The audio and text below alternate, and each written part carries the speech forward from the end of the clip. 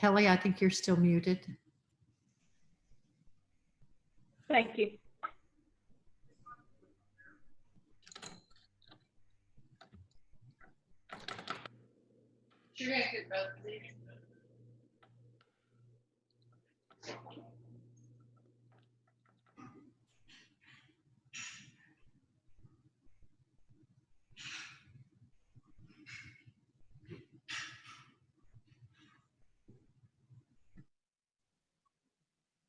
You guys ready? Ready. Yep. All right, I have 6:30. So good evening, everybody. We'll go ahead and call the June 8th board meeting of the Deer Creek Board of Education to order. Clerk, would you please call the roll? Sure. Dennis, Here. Keen, Here. Neves here, Lay, Here. Barnes, Here. all present. The time is 6:30. All right, our first item on the agenda this evening is the consideration of and vote on the consent agenda.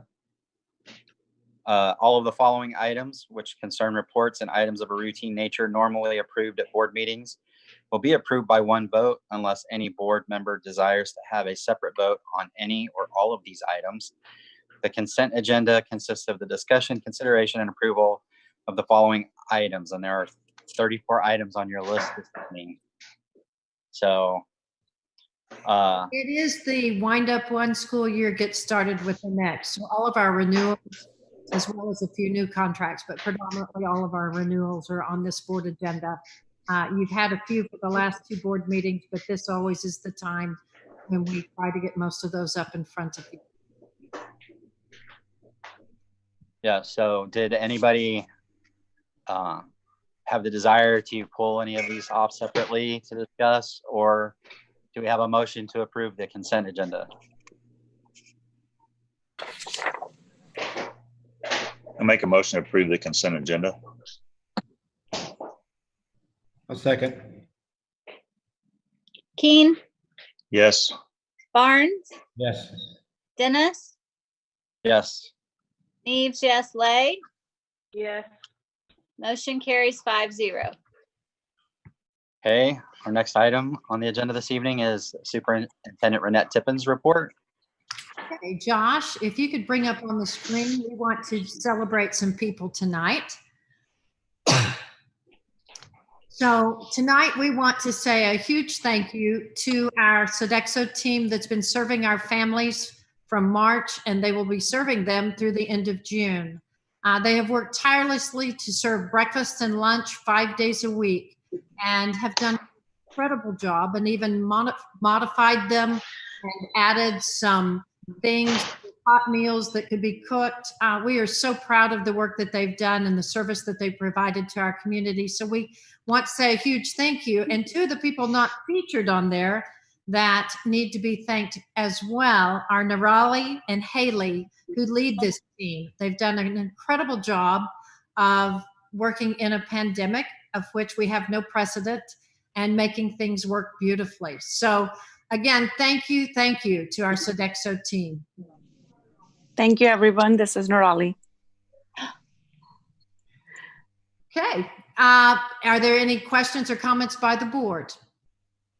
I'll just echo your thanks, Renette, to that entire Sodexo team. It's a fabulous job that you guys did, and we do really appreciate it. And I know that the kids and the families here in Deer Creek that really needed that support, I appreciate it as well. So thanks again.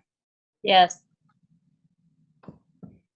It's a pleasure. It's our pleasure to serve the community. Well, Nirali, you've done an incredible job, and you have such a sweet team. I was out there visiting with some and watching them as they so kindly and gently served everyone. They always had that smile on their face, and they really did do a great job this year. And I know that you and Haley had to kick in, and you did a whole lot of food prep and serving and monitoring, and also meeting with all the State Department requirements. So it was a big load, and you've done it with grace, and we really, really appreciate it. Thank you so much for all of your support. The administration has been amazing throughout the whole process. So we couldn't do it without you. So it's a Deer Creek and Sodexo effort combined. Well, it's a great team and we appreciate you. Thank you. Okay, on to our report for this evening. It will be from our finance department, our CFO, James Edwards. I know. It's that time again. I'll try to keep the bad news down, but as we're finishing up the year, it's kind of our busy time trying to get all the POs closed out and kind of see where we're going to finish up. Optimistically, we're looking at hopefully about a 12.5 to 14% carryover, which is great this year. And that's going to carry us into next year when we're going to have a lot of extra additional expenses. We're going to have increase with salary expenses, our 4-5 center opening up, DC Academy, which will offer our blended and online classes. Our annual step increase. We're going to have some additional costs with bus routes, and a lot of additional costs in utilities, maintenance, janitorial, child nutrition costs. We also found out the other day, and we'll have this on the next board meeting, that our insurance may go up as much as 20% this year. And that's just kind of a nationwide thing with everything that's been going on this past year with hurricanes and a lot of other storms and things, fires, floods and things affects us too. And then adding in the utilities and insurance for the 4-5 center, we're looking at probably about $2.83 million addition next year that we'll be paying out more than we did this year. Then looking at our state cuts, with everything that's been going on the last 3 months, we're looking at up to $135 per student that we'll lose, which is about 1.3 million that we could lose. We're hoping that our state turns around quickly over the summer and that's not as extreme going into next year, but that definitely could happen. And some of the factors we've got to take into account when we're looking at that is if we have a big increase in the state with our student population, then you've got to add all those kids in and divide that out amongst them too. And so that could drop us down some more. In addition to, we've got a lot of schools in the state, including some that's near us, that have been on or off what they call off the state formula, which means they don't get state money because they have so much gross production money coming in. But with the way gross production, the oil and gas has been affected these last few months, some of them could come off the formula or go back on the formula. It's been off the formula. And so you're adding them back in and dividing them out and all their kids. So there's a lot of different things and unknowns. We won't know until we see how everything's bouncing back over the summer and how much that's going to affect us. In addition, they also cut Reading Sufficiency Act, which we get a little bit of money from. They cut that by $1 million, and they cut several other programs in the state, but that's one of them that's going to affect us probably more than the others. So that's, I think we had close to $100,000 in that this year, so we'll lose some of that along the way. On the bright side, we were able to purchase some Chromebooks as we finished up the year. With some of the changes in the rules, we were able to use some of our Reading Sufficiency Act money this year, and along with some technology money that we reallocated here at the end of the year that Josh didn't use, we were able to reallocate that. And we have about 617 Chromebooks that should be coming in the next week or so. So that'll really get us started going into the next school year and help to make sure that we have more devices available for the kids in the event that we do go, back to more of a virtual learning platform and at some time. But that'll give us a lot more devices to start with. And I think our goal right now is trying to make sure that we have at least one device in every home in the district. And we're really close to that if we haven't already reached it after we get these Chromebooks. But that's kind of our first goal, and then we can start working from that to as funding allows. So, any questions on the finance? Anything that you see that you have any questions on? I know we haven't been able to have our finance meetings since all this started.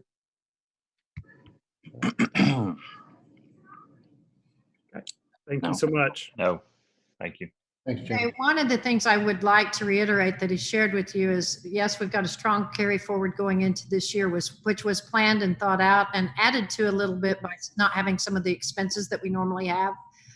So it strengthened our carry forward a little bit by not doing some busing and not having some utility costs that we've had in the past. But for 2022, that's a spend down that's going to keep reoccurring when you talk about the new costs in how, in staffing, the new costs in custodial, the new costs in utilities. Those are ongoing. So we strengthened it up well. The big concern is what the state revenues will be and how many are going to come back on the formula for this year. It's 2022 that's the year that looks like to be a very tough year.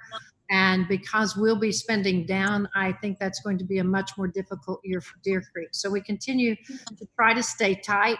We're trying to prepare for that 2022 problem that's ahead. And that is, again, really looking at that oil and gas. We're up to $35 a barrel. Need to get closer to 45. It has taken a little better turn than we had hoped. So James and I were both pretty optimistic about what oil prices were, but it needs to hit 45 in order to see a real recovery in the state. When the state budget is down, then our budgets go down. And I've been in that situation. Some of you have. I know, Dr. Barnes, you were with us when the economy had the downturn last time in 08, 09, and that cut kept coming. Like we were cut in March, we were cut in April, we were cut in May, because if the money doesn't come to the state, they can't turn around and send it to us. So we are trying to be very, very conservative, trying to prepare for 2022 to make sure there's a strong carry forward to meet payroll. As all of you know, the majority of our money is not coming until January. So we've got from June to December where you're trying to meet payroll, and you've got to have a strong carry forward in order to be able to do that. So just want you to make you aware that, yes, we are very prepared for how we start this year, but our bigger concerns are staying pretty conservative so that we can make sure we make it through 2022. In the meantime, our hopes are with the state, and our hopes are that oil and gas return to its prices of at least $45 a barrel. I know oil companies prefer closer to 50. 35 is good when you've been as low as 22. So we're very happy to see that. But do keep that in mind. We're in a great place right now, and I really have to thank every person on the Deer Creek staff for being conservative and helping us get there. But we still have a big road to hoe, and your biggest road is in 2022. So again, any further questions for James? Okay. No. Then I think we are good with our report. So we'll go on to business items, and I'll turn it back over to Kenny. All right. On my agenda, I don't see anything under business items. So I don't know. I don't know about anybody else. Right now we're just trying to wrap it up and get everything set in place. So all of the contracts fall under consent. So that's actually good at this time. Then item E is executive session. Board of Education will consider and may vote to convene an executive session. Anybody have any desire to go into executive session this evening? No. No? Okay. So we will move on down to item H, which is the discussion and possible vote on the superintendent's recommendation concerning employment as listed on the personnel schedule. Do you have any questions or discussion of that? If not, I would entertain a motion. I make a motion to accept the personnel schedule. Do you have a second? A second. Keen, Yes. Barnes, Yes. Dennis, Yes. Neves, yes, Lay, You're Motion- muted. or Lay. Yes. Kelly. Yes. Motion carries 5-0. All right, with that, then our last item this evening is adjournment. Motion for adjournment. Second. Okay. Barnes, Yes. Keen, Yes. Dennis, Yes. Neves, yes, Lay. Yes. Motion carries 5-0. The time is 6:45. Not Okay, bad. make sure your calendars are marked for June 25th. That's when we close out all our financials for this year. That's the predominant topic for that time. We may have a personnel report, but it should be pretty limited to closing out our financials and then making sure everything's ready to go. And so on Thursday, June 25th, we will meet. And then our next regular board meeting after that will be July 13th. And we are trying to figure out ways to take us back from virtual back to in person. We'll be watching again the health notices as they come out, but our goal is to be in person on the 13th of July. Thank Sounds you. good. Good month, Thank you. everybody. Bye. Y'all have a pleasant See you evening. later. Thank you.